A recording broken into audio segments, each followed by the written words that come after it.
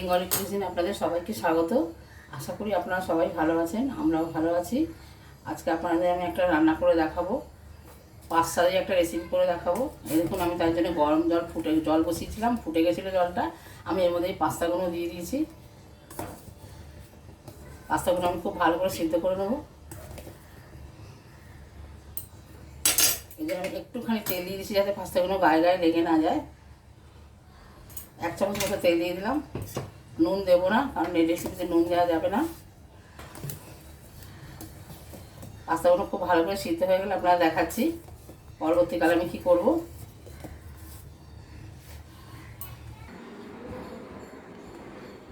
পাস্তাটা সিদ্ধ করে জল ঝরিয়ে রেখে দিয়েছি ঝুড়ির মধ্যে। দেখুন এরকম সিদ্ধ হবে, একটু বেশি সিদ্ধ করতে হবে। এবার আমি গ্যাসের মধ্যে একটা ফ্রাইং প্যান বসিয়ে দিয়েছি, দিয়ে এর মধ্যে আমি মেজারিং কাপে 2 কাপ দুধ দেবো।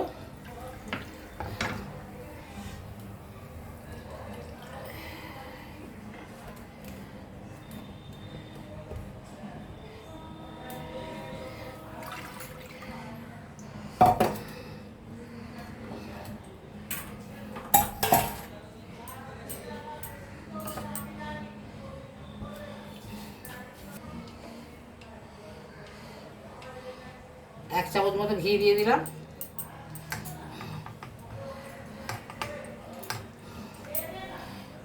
দুধটা ফোটার জন্য অপেক্ষা করব।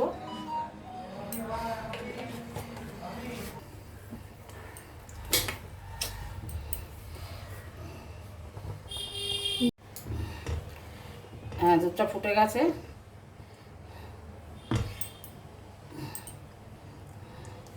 এবার আমি এর মধ্যে আস্তে আস্তে সুজি মেশাবো। যতটা দুধ দিয়েছিলাম ওর হাফ সুজি দেবো।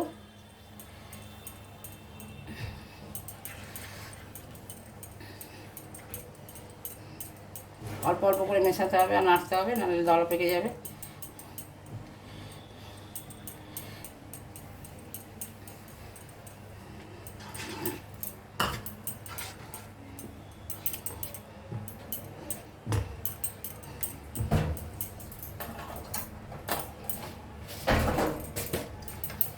এবার আমি এর মধ্যে 2 চামচ চিনি দেবো।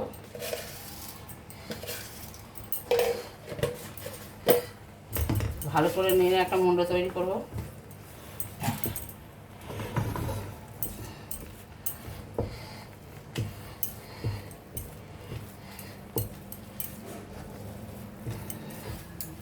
এটা প্রায় হয়ে এসছে। যখন দেখা যাবে যে কড়ার গায়ে একদম লাগছে না, একটুও লাগছে না, তখন বোঝা যাবে যে হয়ে গেছে। প্রায় হয়ে এসছে, তাও আমি 1 মিনিট মতো রাখছি, বেশি শুকনো যাবে না। এবার গ্যাসটা নিভিয়ে দিচ্ছি, নামিয়ে একটা থালার মধ্যে রাখছি। থালার মধ্যে ঢেলে দিয়েছি। একটু ঠান্ডা হলে, হালকা গরম থাকতে থাকতে আমি এটাকে বানাবো। আমি ঠান্ডা করে অল্প একটু ঘি দিয়ে মেখে নিয়েছি ভালো করে। যত ঠেসে ঠেসে মাখা যাবে তত ভালো হবে জিনিসটা। এবার আমি এটা থেকে গোল গোল বল তৈরি করে নেব। হাতে একটু ঘি লাগিয়ে নিয়েছি।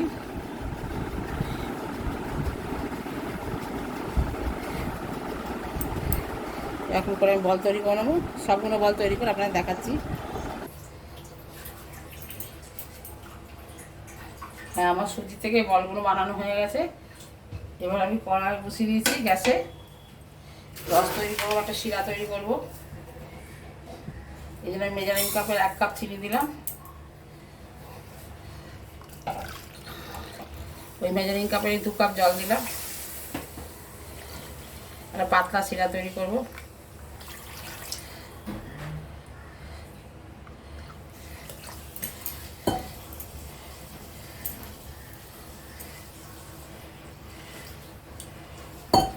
আর একটু জল দিয়ে দিলাম। এবার এটা ফোটা অবধি অপেক্ষা করব, তারপর আপনাদের দেখাচ্ছি। হ্যাঁ, আমি যে চিনি শিরাটা বসিয়েছিলাম ওটা ফুটে গেছে। এবার আমি তৈরি করা এইগুলো বলগুলো ছেড়ে দেবো এর মধ্যে।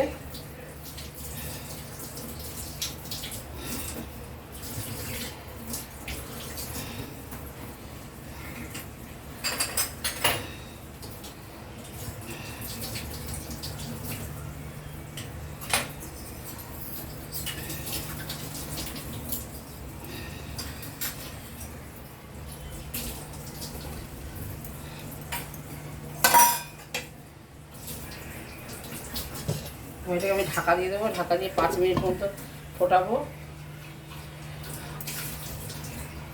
5 মিনিট ফোটার পর আপনারা দেখাচ্ছি। হ্যাঁ, আমার বলগুলো ফুটে দেখুন রেডি হয়ে গেছে। এবার আমি গ্যাসটা নিভিয়ে দিচ্ছি, আর ফোটাবো না।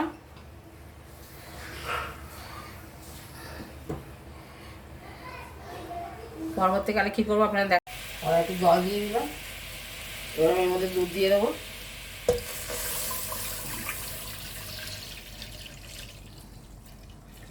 সবটা দুধ দেবো না,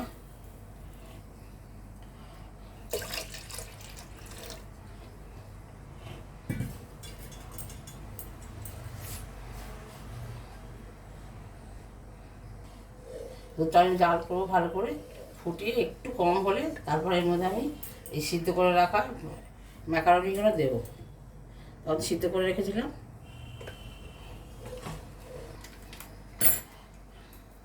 এর মধ্যে আমি 10 টাকা দামের 2টো প্যাকেট দিয়ে দিচ্ছি। ভালোভাবে খেতেও স্বাদ হবে।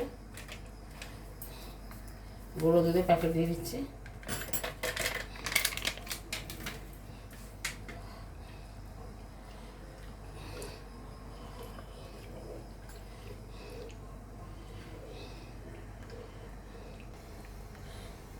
দুধটা খুব ফুটছে, এটা নেড়ে নেড়ে নেড়ে নেড়ে একটু কমাবো, একটু গাঢ় হলে তারপর আমি অন্য একটু গাঢ় হওয়া অবধি নাড়বো, তারপর দেখাচ্ছি পরবর্তীকালে কী করব।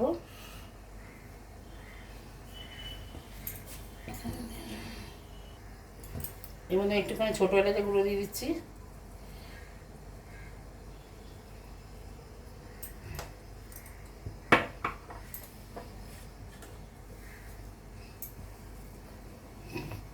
দুধটা অনেকটাই গাঢ় হয়ে গেছে।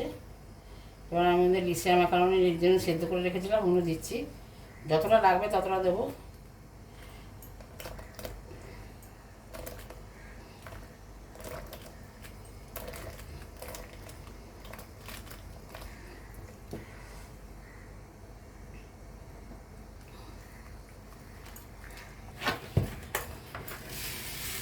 আমার পাস্তাটা সেদ্ধ হয়ে গেছে।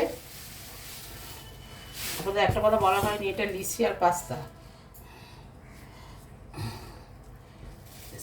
আমি আমাদের চিনি দিয়ে দিচ্ছি।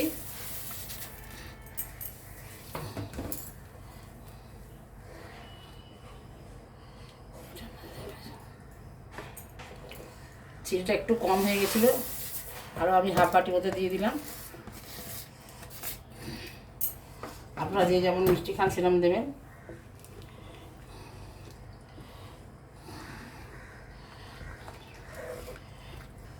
পাস্তাটা একদমই রেডি হয়ে গেছে। আমি এবার যে সুজির রসগোল্লাগুলো তৈরি করে রেখেছিলাম ওগুলো এর মধ্যে দিয়ে দিচ্ছি, বলগুলো।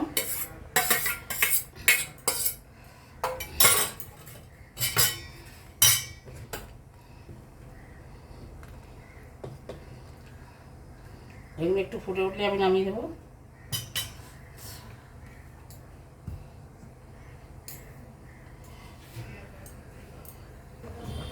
আমার রেসিপিটা একদমই রেডি হয়ে গেছে।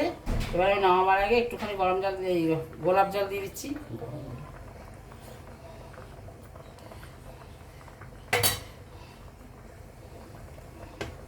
তাহলে খুব সুন্দর সুঘ্রাণ আসবে। তাহলে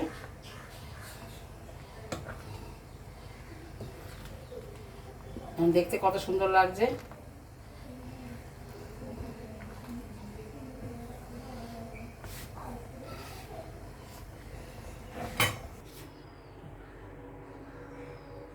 হ্যাঁ, আমার পাস্তা রসগোল্লার পায়েস তৈরি হয়ে গেছে। আমি যেরকমভাবে তৈরি করলাম এরকমভাবে তৈরি করবেন।